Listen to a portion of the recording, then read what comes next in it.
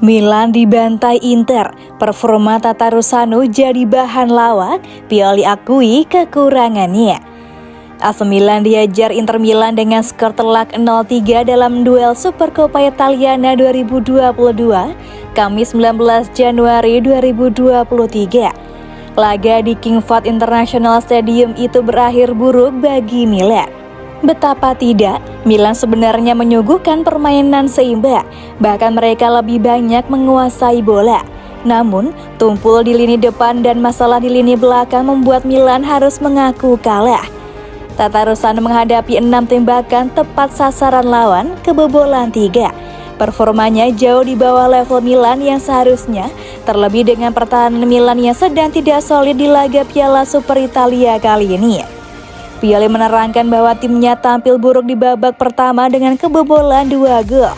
Penampilan buruk tersebut ditambah oleh kesalahan yang tak kunjung diperbaiki lini pertahanan AC Milan hingga harus kembali kebobolan di babak kedua. Babak pertama kami jelas tidak sesuai dengan tugas. Kami membuat terlalu banyak kesalahan dan dari sana sulit untuk berbalik. Kami mencoba di awal babak kedua, tetapi tidak cukup untuk mendapatkan lebih banyak lagi, terang Pioli dikutip Football Italia. Stefano Pioli menerangkan, kesalahan yang sering dilakukan para pemain membuat AC Milan tak kunjung mendapatkan hasil positif. Pioli khawatir jika ini berlanjut, AC Milan akan menghadapi kerusakan yang sulit diperbaiki di dalam tim. Pioli merasa kesalahan yang dilakukan akan membuat para pemain frustasi. Ini akan sangat buruk untuk mental pemain maupun tim secara keseluruhan di laga-laga selanjutnya. Jelas, kami tidak terbiasa dengan kesalahan ini dan itu menjadi sangat merusak tim dengan kualitas seperti ini. Kami tentu saja tidak melalui periode terbaik kami secara mental, tetapi kami harus berbuat lebih baik dan berbuat lebih banyak, tambah Pioli. Kekalahan dari Inter Milan tentu saja membuat Stefano Pioli sangat kecewa. Padahal Pioli sangat mengharapkan trofi Supercoppa Italia untuk meningkatkan motivasi timnya jelang menghadapi laga di Liga Italia dan Liga Champions. Pioli ingin timnya bekerja keras untuk mengembalikan mental juara mereka jelang laga penting tersebut. Pioli berharap timnya bisa meningkatkan level mereka setelah kekalahan memalukan ini. Satu-satunya cara untuk maju adalah bekerja lebih baik untuk meningkatkan level kami, karena jelas ini adalah kekalahan yang menyakitkan. Trofi yang ingin kami menangkan, tetapi musim masih menunggu kami dan kami harus kembali bermain dengan cara yang kami tahu, ujar Pioli.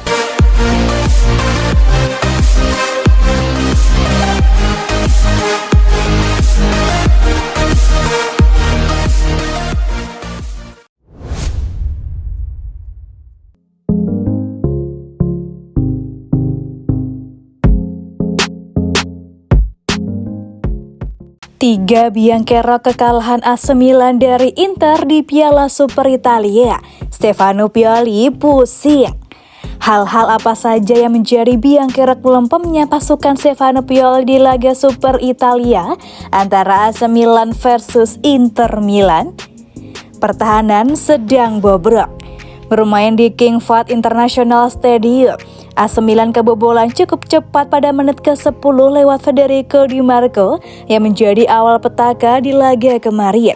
Tidak berselang lama, tepatnya pada menit ke-21, Edin Dzeko kembali mengoyak gawang Rossoneri yang dijaga oleh Cyprien Tatarusanu. Bobolnya dua pemain Inter karya pertahanan akhir AC Milan ini merupakan dampak dari permainan defensif tim yang kurang maksimal. Isu ini pun bukan hal baru di kubu Rossoneri, mengingat mereka sudah mengalami rentetan hasil buruk sejak beberapa waktu terakhir, termasuk di pertandingan melawan Lecce. Bahkan saat melawan Lecce, dua pemain yang biasanya cukup layak diandalkan di lini belakang, Pierre Calulu dan Theo Hernandez tidak mampu berbuat banyak. Ditambah lagi, belum kembalinya Mike Maignan ke pos penjaga gawang membuat isu pertahanan AC Milan makin mengkhawatirkan. Beranjak dari Lecce, ternyata laga melawan Inter Milan tidak jauh berbeda. Namun jika ditanya soal kelemahan pemain di laga kemarin, Stefano Pioli memilih menjawab dengan diplomatis. Ia mengaku tidak ingin mengarahkan jari telunjuknya ke siapapun setelah kekalahan ini, termasuk saat dimintai pendapat tentang penampilan Theo Hernandez. Selain itu, pelatih asal Italia tersebut juga tidak ingin bicara banyak saat ditanya apakah ia merindukan sosok Mike Maignan atau tidak. Bicara soal mental, Stefano Pioli pun tidak ingin membantah. Ia juga setuju bahwa kondisi anak-anak asuhnya sekarang sedang tidak kondusif. Kami biasanya tidak melakukan kesalahan seperti ini. Jika melakukan kesalahan seperti ini melawan musuh semacam ini, artinya kami sedang tidak dalam mental terbaik, ujarnya selepas laga. Selain mental, attitude juga menjadi bagian singgungan sang pelatih setelah laga AC Milan versus Inter Milan di final Piala Super Italia kemarin. Dua isu tersebut pun menjadi keterikatan satu sama lain yang tidak dapat dipisahkan, apalagi dalam permainan kolektif seperti sepak bola. Hanya saja Stefano Pioli enggan mencari kambing hitam. Tidak adil rasanya jika harus menunjuk ke arah individu. Kami harus menemukan kembali mentalitas yang bisa membuat kami bermain seperti biasanya, katanya seperti dikutip dari Sempre Milan. Melempemnya mental pemain secara tidak langsung membawa dampak ke permainan kolektif tim yang juga dirasakan betul oleh Stefano Pioli. Menurutnya, para pemain tidak menunjukkan kerjasama yang maksimal sebagai sebuah tim. Bahkan ia sendiri cukup kaget saat melihat apa yang terjadi di lapangan.